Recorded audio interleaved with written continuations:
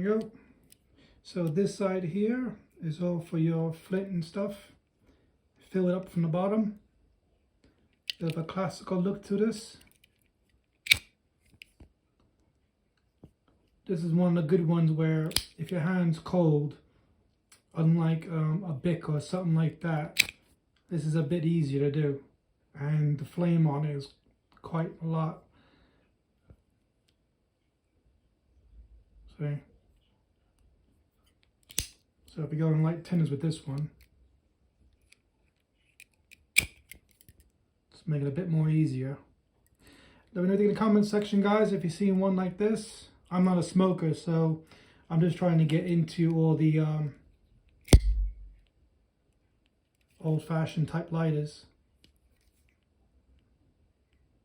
Thanks, guys.